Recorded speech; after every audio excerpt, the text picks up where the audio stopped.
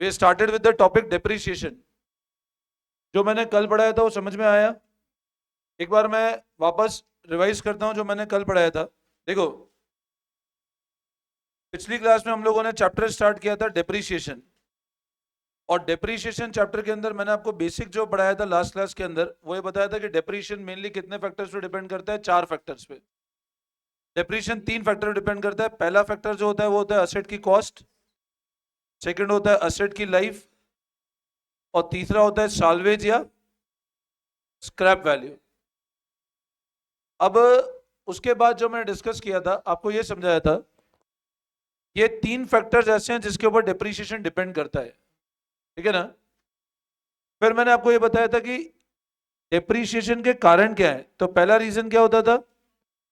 Usage, wear and tear, efflux of time और obsolescence of. ये हम लोगों ने कल डिस्कस किया था। मैंने आपको ये बताया था कि डेप्रिसिएशन को चार्ज करने के कितने मेथड्स होते हैं। एक तो होता है एसएलएम, एक होता है डब्ल्यूडीवी। एसएलएम मेथड को हम लोग एक और नाम से जानते हैं, ओरिजिनल कॉस्ट मेथड। इसको एसएलएम बोल दे, ओरिजिनल कॉस्ट एक ही बात है। डब्ल्यूडीवी बोलो या डिमिनिशिंग बैलेंस बोलो, this again one and the same thing. तो पहला मेथड जो मैंने बताया था that was straight line method या original cost method. Second method जो डब्ल्यूडीवी या डिमिनिशिंग बैलेंस मेथड। मैंने आपको स्ट्रेट लाइन मेथड में ये भी समझाया था कि डेप्रिसिएशन हमेशा किस पे चार्ज होता है? कॉस्ट पे। और कैलकुलेट करने का मैंने आपको फॉर्मूला बताया था, cost minus salvage value upon, ये होता है डेप्रिसिएशन निकालने का फॉर्मूला। बोलो, इसमें कोई डाउट? ये क्लियर था बिल्कुल? कोई कंफ्यूजन? ठीक है। फिर मैंने आपको एक और फॉर्मूला बताया था रेट ऑफ डेप्रिसिएशन का, कि रेट ऑफ डेप्रिसिएशन क्या होता है? Amount of depreciation upon cost of asset. ये होता है रेट निकालने का फॉर्मूला। और मान लो क्वेश्चन ऐसा बोले कि कैलकुलेट करो डेप्रिसिएशन, अगर कॉस्ट ऑफ असेट मान लो 1 लाख है और लेट से रेट 10% है। 1 लाख की कॉस्ट है और रेट कितनी है? तो बताओ डेप्रिसिएशन का अमाउंट कितना आएगा? 1 लाख का 10% कितना आता है? 10,000। ये डेप्रिसिएशन का अमाउंट आएगा। अगले साल भी डेप्रिसिएशन अमाउंट कितना रहेगा? वही 10,000। क्योंकि जो पहला मेथड है स्ट्रेट लाइन मेथड, इसमें डेप्रिसिएशन हमेशा किस पे चार्ज होता है? असेट की। और amount of depreciation every year क्या रहता है? सेम। ये हम लोगों ने डिस्कस किया था लास्ट क्लास के अंदर। इसमें कोई दिक्कत? क्लियर था? ठीक है। आ जाओ बुक पे आ जाओ, एक बार एक बुक दे देना मेरे को। आ जाओ बुक में, page number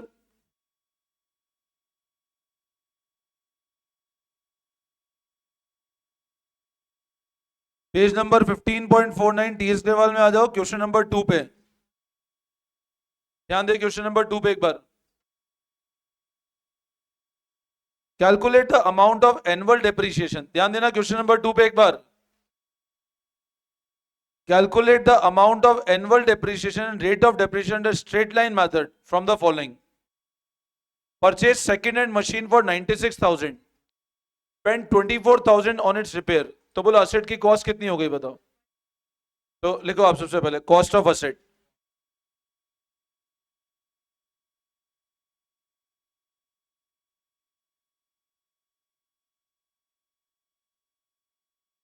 $1,20,000 cost of asset है। पेज नंबर 15.49 पे क्वेश्चन नंबर 2 कर रहे हैं हम लोग। असेट की कॉस्ट कितनी हुई? 96,000 प्लस 24,000, 1,20,000। अच्छा, लाइफ कितनी है बताओ? और साल्वेज वैल्यू कितनी गिवन है? तो बोलो डेप्रिसिएशन कितना आ जाएगा 1 साल का? असेट की cost minus salvage value upon life.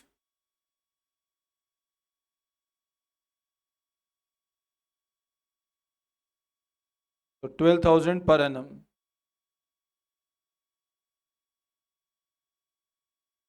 Cost of asset 1,20,000 है, 4 साल की लाइफ है और साल्वेज वैल्यू 72,000 है। तो डेप्रिसिएशन आ जाएगा cost minus salvage value upon life. मतलब हर साल कितना डेप्रिसिएशन होना चाहिए, मतलब हर साल असेट 12,000 डेप्रिशिएट हो जाना चाहिए।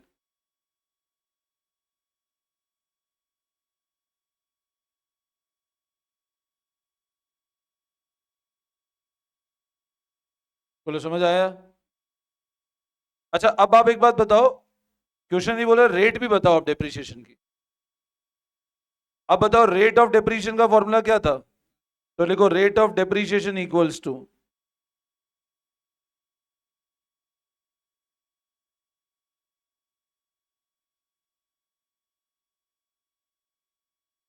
तो अमाउंट कितना है डेप्रिसिएशन का 12,000, कॉस्ट कितनी है 1,20,000, 10%, तो रेट ऑफ डेप्रिसिएशन 10%। फिर से ध्यान देना, असेट की कॉस्ट 1,20,000 है, 4 साल की लाइफ है, साल्वेज वैल्यू 72,000 है, तो डेप्रिसिएशन कितना आ जाएगा, cost minus salvage value upon life.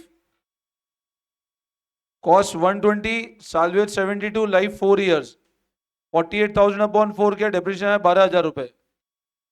Rate का फॉर्मूला क्या है, अमाउंट अपॉन कॉस्ट। अमाउंट कितना है 12,000, कॉस्ट 1,20,000 इंटू 100, 10% की रेट है। बोलो इसमें कोई डाउट? वापस समझाओ, क्लियर है सबको?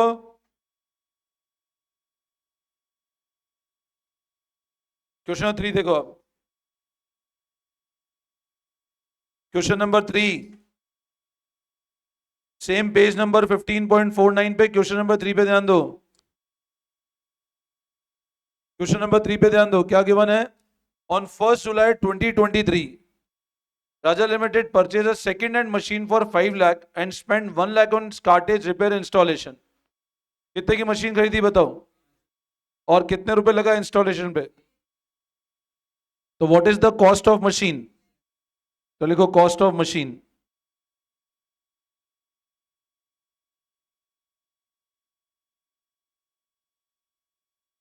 6 लाख।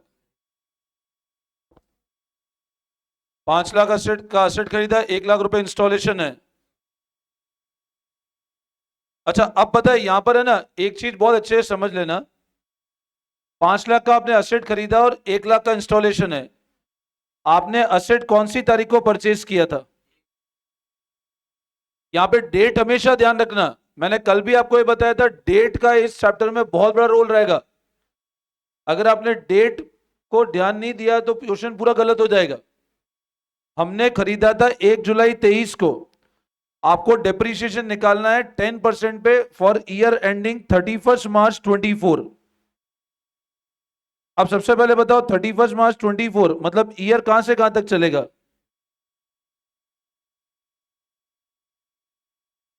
ये ईयर है। अच्छा कितने महीने हुए बताओ?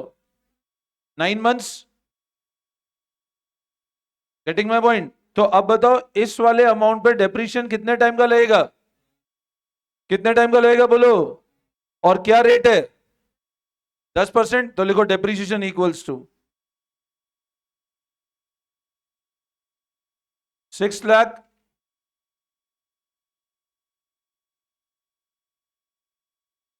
इंटू 9 मंथ्स, ब्रैकेट में लिख देना 1 जुलाई 23 टू, इसलिए 9 मंथ्स का। अच्छा बताओ अगले साल भी 9 महीने के लगेगा क्या? अगले साल पूरे? अच्छा वो कितने पे लगेगा बताओ? ये कितना आ रहा है पहले बताओ? 45,000 आ रहा है ये। अब है ना, मेरे को एक बात बताओ, अगले साल जो लगेगा अमाउंट वो कितने रुपए पे लगेगा? वो 6 लाख पे लगेगा डायरेक्ट, कॉस्ट पे है ना, तो अगले साल 60,000 हो जाएगा डेप्रिसिएशन। ओरिजिनल कॉस्ट है, नाम क्या है, स्ट्रेट लाइन मेथड, मतलब इस कॉस्ट पे लगेगा। मान लो मेरे को 24-25 का डेप्रिसिएशन निकालना होता, 24-25 मतलब अगला साल, तो 24-25 का कितना होता? 6 लाख का कितना? अब अगले साल 9 मंथ्स का ही लेगा, वो पूरे साल का लेगा, ध्यान रखना। अभी अपने को क्वेश्चन ने सिर्फ इसी का बोला, ईयर एंडिंग है, तो ये डेप्रिसिएशन आएगा 45,000। समझ में आया? Any doubt? सबको क्लियर है? ठीक है, आगे बढ़ो।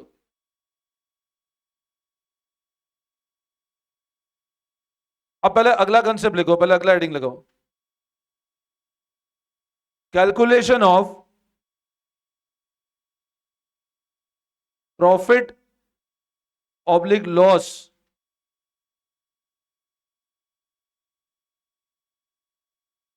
On sale of machine. ये बहुत इंपॉर्टेंट कंसेप्ट है ना। Calculation of profit oblique loss on sale of machine.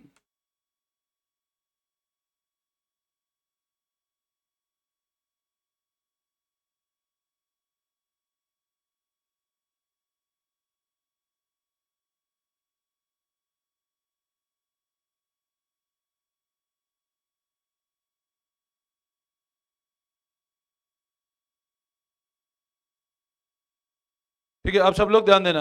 अब ये क्या कंसेप्ट है, प्रॉफिट और loss on sale of machine. तो क्या होता है, अब इस वाले पॉइंट को ध्यान समझना। अज्यूम करो आप, मैंने एक असेट परचेज किया और मान लो मैंने 2017 में, मतलब मैं कहता हूं आज से 7 इयर्स बैक, मैंने एक मोबाइल फोन परचेज किया, लेट से 1 लाख रुपीस का, और मैं इसको इस साल में सेल कर देता हूं। मैंने इस साल एक मोबाइल फोन परचेज किया 1 लाख का, और मैं उसको इस ईयर में क्या कर देता हूं, और इस ईयर में मान लो सेल करता हूं उसको 20,000 रुपए पे। मेरी बात ध्यान सुनना। मैंने एक 2017 में मोबाइल फोन खरीदा 1 लाख का, और उसको 2024 में बेच देता हूं 20,000 रुपए पे। अरे मनन इधर ध्यान दे, वो खंबा तो वहीं रहेगा, खंबे को देख रहे हो बैठे बैठे। तुमको मैंने पहले ही बोला, खंबा ये जो चाहिए आज दिन भर ही रहेगा, खंबा भी यहीं रहेगा, कांच वांच भी यहीं रहेगा, साफ सफाई करना, कपड़ा मिल जाएगा। खंबे को ऐसे ताक रहे हो जैसे अपनी फोटो दिख रही है, इधर देखो। और अभी देखना भव्य फिर उससे बात करना चालू कर देगा, बढ़िया तू खंबे में क्या देख रहा था बता।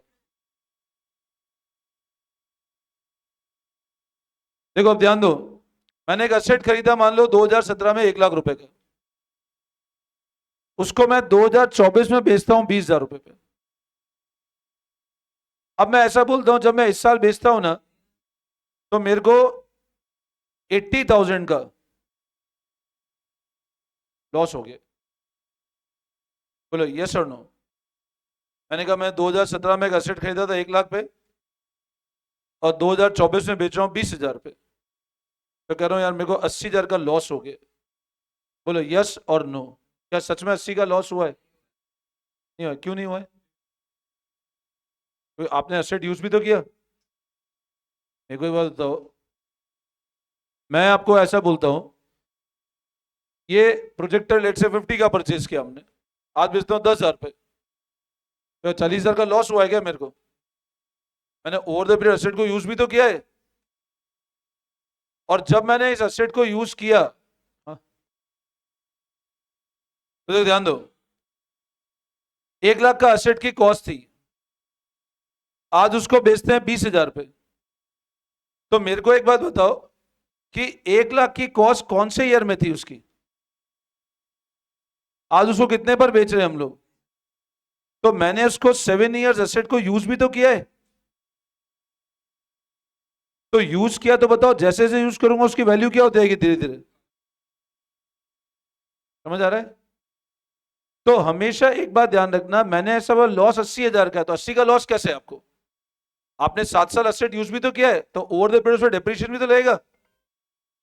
तो जब भी मैं एसेट की सेल पे प्रॉफिट या लॉस निकालता हूं, हमेशा एक बात ध्यान रखना, कभी भी हम लोग कॉस्ट को सेल वैल्यू से कंपेयर नहीं करेंगे। सबसे पहला पॉइंट तो ये समझ लेना। देव तू बाहर चला जा क्लास का।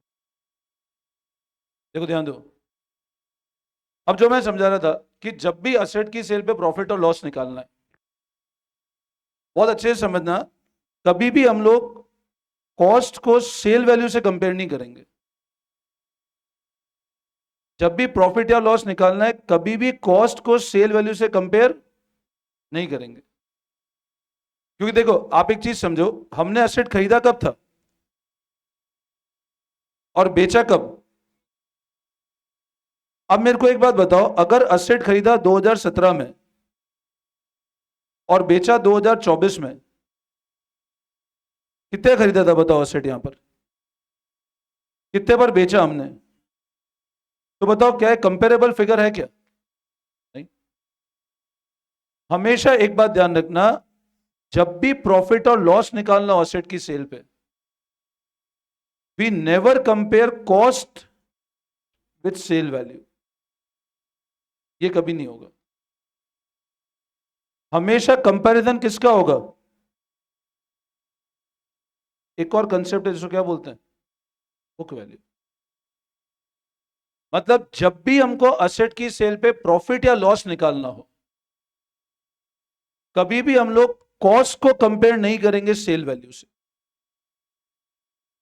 हमेशा कंपेयर किसको करेंगे? ये सबसे पहले बहुत अच्छे से समझ लेना। Now what is meaning of book value? देखो, मैंने असेट खरीदा कब था, बेचा कब? अब जब 17 में असेट खरीदा और बेचा 24 में, तो आप एक बात बताओ, इस पीरियड में मैंने असेट को यूज भी तो किया, और यूज किया तो क्या लगेगा असेट पे? डेप्रिसिएशन। तो जब आप असेट को यूज कर रहे हो तो उस पर क्या चार्ज हुआ? तो आप क्या करोगे, जो आपकी सेल वैल्यू है, मतलब आप ऑब्वियस सी बात है जिस दिन बेचा उस दिन की बुक वैल्यू निकालोगे। अब सर बुक वैल्यू कैसे निकलती है? तो देखो, एक स्टैंडर्ड प्रोसीजर होता है बुक वैल्यू निकालने का। जैसे मैंने आपको पहले भी एक एग्जांपल बताया था। मान लो मैंने एक बिल्कुल फ्रेश शोरूम से कार खरीदी, ठीक है? मान लो ये शोरूम था, यहां से कार खरीदी अपन ने, बिल्कुल फ्रेश कारें पड़ी थी यहाँ पे शोरूम में। मैंने एक ये कार परचेज करी और शोरूम से जैसे मैं लेके बाहर निकला, अच्छा ऑब्वियस सी बात है, कार परचेज की तो कार का इंश्योरेंस भी होगा। बिना इंश्योरेंस तो, अब देखो पता है, यहां भी तो इंश्योरेंस दो तरह का होता है। मैंने आपको पहले ही बताया था, फिर बताता हूं। एक तो होता है थर्ड पार्टी इंश्योरेंस, और एक होता है, मतलब आप समझ लो ओन इंश्योरेंस, समझ लो ओन डैमेज कवर। गवर्नमेंट की रिक्वायरमेंट क्या होती है, गवर्नमेंट क्या बोलती है पता है, कि कोई भी अगर आप व्हीकल परचेज करोगे तो मैंडेटरी, जैसे मान लो कभी तुम रोड पे चलो, पुलिस वाले ने पकड़ लिया, बोलो भैया गाड़ी का इंश्योरेंस बताओ। एक तो पुलिस वाले क्या पूछ सकते हैं, आरसी। गवर्नमेंट का राइट क्या होता है आपके पास? गाड़ी का रजिस्ट्रेशन कॉपी होनी चाहिए, लाइसेंस होना चाहिए, और गाड़ी का इंश्योरेंस होना चाहिए। अब इंश्योरेंस पता है वो क्या बोलते हैं, एक तो कौन सा गाड़ी का इंश्योरेंस होता है और एक कौन सा होता है, not is meaning of third party. जैसे मान लो आप गए और आपने किसी को ठोक दिया, और लेट से उसकी कोई कैजुअलिटी हो गई और उसने तुम्हारे ऊपर क्लेम लगा दिया। आपने किसी को एक्सीडेंट कर दिया, या मान लो किसी का आपकी गाड़ी से एक्सीडेंट हो और लेट से उसकी डेथ हो गई और उसने क्लेम कर दिया। ऐसा होता है ट्रक्स के अंदर। भाई आप देखो, सबसे ज्यादा रिस्क किसके ऊपर? ट्रक्स के ड्राइवर्स होते हैं, ट्रोले के ड्राइवर्स होते हैं। एक्सीडेंट हो गया और मान लो सामने वाले पर्सन डेथ हो गई और उन्हें आपको ऊपर क्लेम लगा दिया कि भैया क्योंकि मेरे घर में कमाने वाले आदमी की डेथ हो गई, और जिसके थ्रू डेथ हुई उसको कंपनसेशन तौर पे लेट से 5 लाख रुपए का पेमेंट किया जाए मेरे को। अब उसे कंपनसेशन मान लो 5 लाख रुपए मांग लिया। अब अगर वो पर्सन की गाड़ी इंश्योर्ड नहीं है तो कंपनसेशन उसको अपनी जेब से देना पड़ेगा। लेकिन गवर्नमेंट क्या बोलती है पता है, ओन डैमेज का मतलब क्या होता है बताओ? What is meaning of own damage? जैसे मान लो मेरी गाड़ी थी, एक्सीडेंट हो गई, किसी का कुछ भी नहीं हुआ, बट मेरी गाड़ी में डैमेज हो गया। अब गाड़ी का डैमेज हुआ ना, तो बताओ अगर गाड़ी इंश्योरेंस नहीं होगी तो मेरे को सही करानी पड़ेगी। और मान लो अगर गाड़ी मैंने सही नहीं कराई, तो बताओ किसी और का कोई नुकसान है क्या? कोई नुकसान है क्या? कल इन्हें पता नहीं किसी गाड़ी छोड़ दी थी, किसी ठोक दी, संकल्प की था, इंश्योरेंस था ना, तभी आज स्माइल है उसके फेस पे। जो कितना इंपॉर्टेंट होता है इंश्योरेंस, है ना। तो अब आप एक बात बताओ, वरना आज क्या परेशान हो रहा होता वो। ठीक है, अब गाड़ी का इंश्योरेंस था, तो गाड़ी ठुक गई, बट गाड़ी का क्या था, इंश्योरेंस था। अब आप एक चीज समझो, लेट से लॉस आता, लेट से टोटल मान लो खर्चा आया 30,000 रुपए का, अगर इंश्योरेंस नहीं होता तो बताइए, ये दो जिनने सी गाड़ी ठोकी, उनके 15-15 हजार रुपए की चपत लगा देता है कि तुम दो मेरे को, और देना ही पड़ता बिल्कुल। लेकिन आप बताओ, अगर गाड़ी का इंश्योरेंस है, तो आप बताओ ये वाला कवर तो था, तो इसका पैसा लगाना नहीं पड़ा आपने, इंश्योरेंस कंपनी दे देगी। लेकिन पता है इसमें क्या होता है, थर्ड पार्टी इंश्योरेंस का मतलब क्या होता है। अब थर्ड पार्टी का मतलब क्या हुआ, जैसे मान लो दोनों गाड़ी लेके जाते और लेट से किसी का एक्सीडेंट कर देते, और उसके लग जाती है, कुछ भी हो जाता, और वो क्लेम कर देता। अब वो क्लेम किस पे करेगा बताओ, इन पे करेगा जिसके नाम पे रजिस्टर्ड गाड़ी है, रजिस्टर्ड है। अब रजिस्टर्ड गाड़ी उसके ऊपर क्लेम कर दिया, तो गवर्नमेंट क्या बोलती है, हमको इससे मतलब नहीं, ये आपके पास हो नहीं हो, ये आप नहीं कराओगे, आपका लॉस है, आपकी मर्जी, आपको लगता है नहीं मैं तो मेरे पैसों से ही करूंगा। बट वो बोलती है ये जरूरी है थर्ड पार्टी इंश्योरेंस, ये हर गाड़ी का होना चाहिए, और हर गाड़ी का मैंडेटरी होता ही है, मतलब एवरी व्हीकल। अच्छा मेरे को एक बात बताओ, अगर आपने कवर पॉलिसी में ये नहीं ले रखा है और ये ले रखा है, तो बताओ आपको डैमेज का क्लेम मिलेगा क्या, नहीं। तो सिर्फ किसका मिलेगा, थर्ड पार्टी का। अब आप मेरे को एक बात बताओ, हमने एक बिल्कुल फ्रेश गाड़ी परचेज की, शोरूम से बाहर निकले, और मान लो मैंने लेट से कार परचेज की 18 लाख रुपए की। मैंने 18 लाख की कार, और इतनी महंगी कार तो ऑब्वियसली आदमी ओन डैमेज भी लेगा ही सही, है ना। प्रीमियम ऐसा नहीं, प्रीमियम ज्यादा लग रही, और ऑब्वियसली बात है अगर आप इन लोगे तो प्रीमियम बिल्कुल कम हो जाएगी। अब मान लो कोई पुरानी गाड़ी पड़ी है, 15-17 साल पुरानी, तो उसका ओन डैमेज का मतलब क्या है लेकर के, भाई उसमें 15-17 साल पुरानी में क्या ही डैमेज का लोगे तुम लोग। और कंपनी जो क्लेम देगी वो भी बहुत कम क्लेम देगी, उसमें क्या मिलेगा आपको, मेन सिर्फ थर्ड पार्टी तो हर गाड़ी का होना चाहिए जो चल रही है, ये मोटर व्हीकल एक्ट बोलता है। अब आप मेरे को एक बात बताओ, मैंने 18 लाख की गाड़ी परचेज की, मैंने जैसे ही गाड़ी परचेज की, शोरूम से बाहर निकलने पहले जनरली क्या होता है, गाड़ी का क्या हो जाना चाहिए, इंश्योरेंस, ये मैंडेटरी रिक्वायरमेंट है। अब पता है इंश्योरेंस उन्होंने किया एक तो ओन डैमेज का, और साथ में क्या कर दिया, और आजकल तो नई गाड़ी इसमें पता है पॉलिसी इस तरह की आती है, 1+3 की पॉलिसी आती है। वन मतलब ओन डैमेज कितने साल का होगा, 1 साल का, और थर्ड पार्टी 3 साल तक का कवरेज है। तो आप 3 साल तक नहीं कराओगे तो भी आपको कोई बोलने वाला नहीं इंश्योरेंस। अब अगले साल आपको इंश्योरेंस बताओ, थर्ड पार्टी कराना है या ओन डैमेज कराना है, सिर्फ ओन डैमेज। थर्ड, ये हर नई गाड़ी में पॉलिसी कवरेज ऐसा आने लग गया आजकल, 1+3 मतलब 1 साल ओन डैमेज है और 3 साल थर्ड पार्टी है। अब क्या हुआ, आपने 18 लाख की गाड़ी परचेज की, आप जैसे ही शोरूम से बाहर लेके निकले गाड़ी, अज्यूम करो गाड़ी एक्सीडेंट हो गया, हुआ नहीं ऐसे समझ लो, ऐसे ना, एक्सीडेंट हो गया और मान लो गाड़ी टोटल लॉस में चली गई। देखो पता है इंश्योरेंस का अपने आप में बहुत बड़ा इंपॉर्टेंस है, मतलब जब क्या होता है, जैसे मैं आपको बताता हूँ, हेल्थ पॉलिसीज लोग लेते हैं, मेडिक्लेम पॉलिसी क्या होती है, आपको मान लो आपको कोई बीमारी हो गई, अब आप इंश्योरेंस कराने, आपके पास इंश्योरेंस नहीं है और आप इलाज कराने गए, तो आपको पता है कितना बड़ा हैवी एक्सपेंडिचर है, तो अपने को तब लगता है इंश्योरेंस पॉलिसी होती कि नहीं होती। आज प्राइवेट हॉस्पिटल्स में जाते हैं ना अपन ट्रीटमेंट कराने, तो पहले प्राइवेट हॉस्पिटल क्वेश्चन ये पूछते हैं कि आपका इंश्योरेंस है कि नहीं है, नहीं है तो फिर बड़ा तकलीफ आता है, फिर अपने को पैसा इतना खर्च करना पड़ता है कि वो फिर वहां फील होता है इंश्योरेंस नहीं है। तो लोग क्या करते हैं, प्रीमियम बचाने के लिए इंश्योरेंस कराते नहीं है। Getting my point. वही चीज आप एक समझना, अब 18 लाख की गाड़ी ली हमने, और गाड़ी मान लो टोटल लॉस में चली गई। अब मेरे को एक बात बताओ, टोटल लॉस में व्हीकल चला गया, आप एकदम से किस पे क्लेम कर दोगे, इंश्योरेंस कंपनी क्लेम लगाया भाई हमको पैसा दो। अब पता है कंपनी आपको पूरे 18 लाख नहीं देगी, भले आपकी गाड़ी गाड़ी नहीं है बिल्कुल। कंपनी ये मानती है शोरूम से निकलती लेट से गाड़ी के ऊपर 5% का डिप्रिसिएशन तो आई गया। मेरे को एक बात बताओ, 18 लाख की गाड़ी हमने खरीदी, अगले दिन इसको बेचेंगे तो 18 लाख आएंगे क्या वापस, कम ही आएगा, भली कुछ भी वैल्यू, बट रिड्यूस तो होगी वैल्यू। तो कंपनी भी वही प्रिंसिपल वर्क करती है कि 1 साल के अंदर कंपनी ये मानती है कि जो गाड़ी की कॉस्ट है वो 5 से 10% तो ब्रेक होगी सी। तो आप मेरे को एक बात बताओ, अब अगर आप अगले साल देखते हो तो मान लो इसकी वैल्यू लेट से 17 लाख रुपए, मतलब कंपनी के हिसाब से अगर आप शोरूम से गाड़ी बाहर लेके निकले, आपको कंपनी कवर ही कितने का दे रही है? सिर्फ 17 लाख का। आपको 1 लाख तो फ्लैट बाहर निकलते ही लॉस चालू हो गया, मतलब डिप्रिसिएशन हो गया एक तरह से। अब आपने 1 साल गाड़ी को यूज किया, अगले साल फिर आप कौन सा इंश्योरेंस कराओगे? ये तो कवर्ड है, आप बोलोगे ओन डैमेज कराना है। अब बताओ 1 साल बाद गाड़ी की वैल्यू और कम होगी ना। अब इंश्योरेंस कंपनी के नॉर्म्स क्या बोलते हैं कि 10% वैल्यू हर साल गाड़ी की डिप्रिशिएट होती है, हर साल वैल्यू कितने से कम होती जाएगी। अब उसके बाद अगले साल वैल्यू कितनी रह जाएगी? इसके ऊपर 1,70,000, इसमें इसको माइनस करो तो वैल्यू कितनी रह जाएगी आपके हिसाब से? फिर उसके अगले साल वापस कितना कम हो जाएगा? 10%। फिर अगले साल कितना कम हो जाएगा?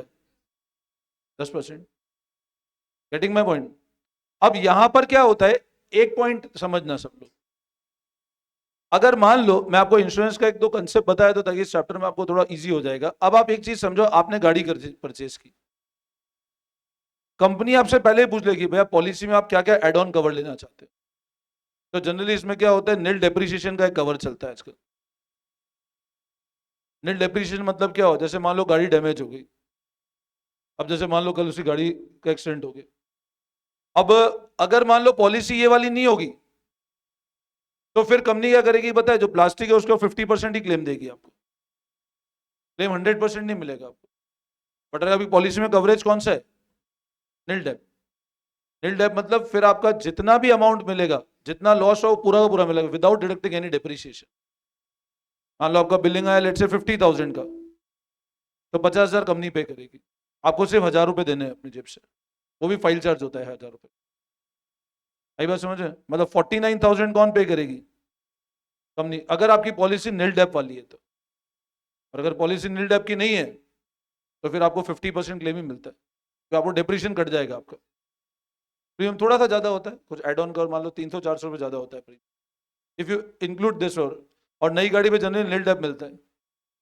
लेकिन पता है अब इसका भी बताओ, क्या लाइफ लॉन्ग में 10 साल तक own damage कराऊं?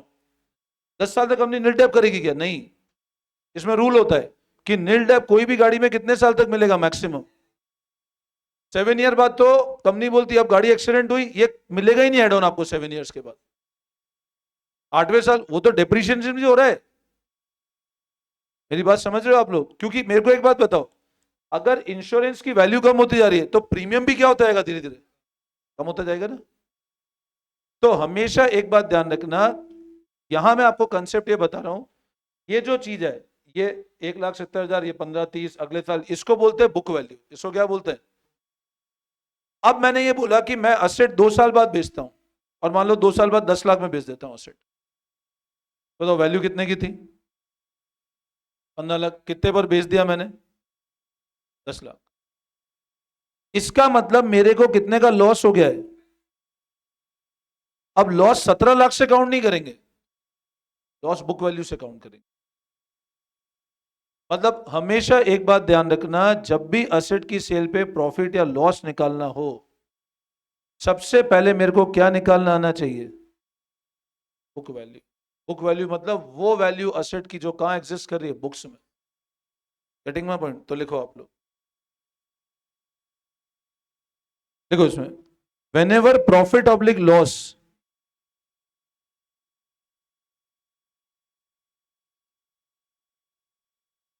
on sale of asset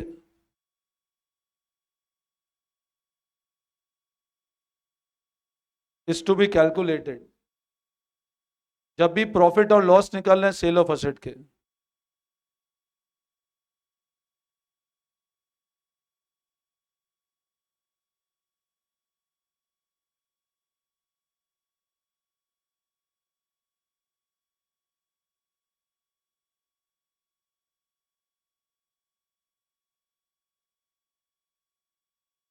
comparison हमेशा किससे किया जाएगा? बुक वैल्यू से। कॉस्ट से कभी कंपैरिजन नहीं होगा।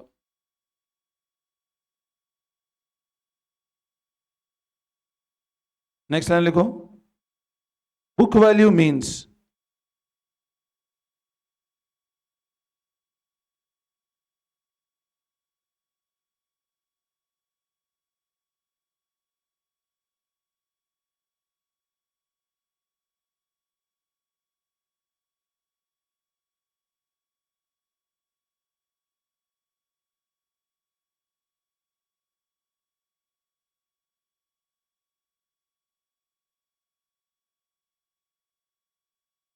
Cost of asset minus depreciation till date. ये फॉर्मूला इंपॉर्टेंट है ना, ध्यान रखना।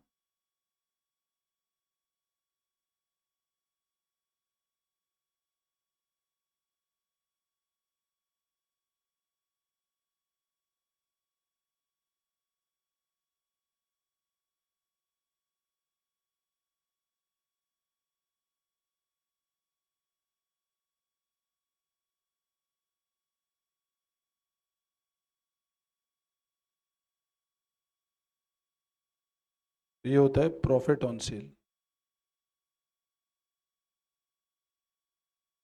ये 3 पॉइंट ध्यान रख लेना। बुक वैल्यू अगर सेल वैल्यू के बराबर है, बस ये पॉइंट अच्छे से समझ लेना। मतलब आप जब भी एसेट को बेचोगे क्या कंपैरिजन करोगे, बोलो हमेशा किससे कंपेयर करोगे? बुक वैल्यू किससे कंपेयर करेंगे? बुक वैल्यू मतलब जो बुक्स में वैल्यू एसेट की निकालने का तरीका, एसेट की कॉस्ट माइनस 8 दिन तक का डेप्रीशिएशन।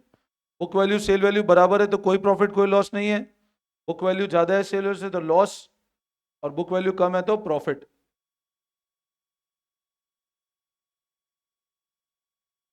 चलो समझ में आया? हाँ,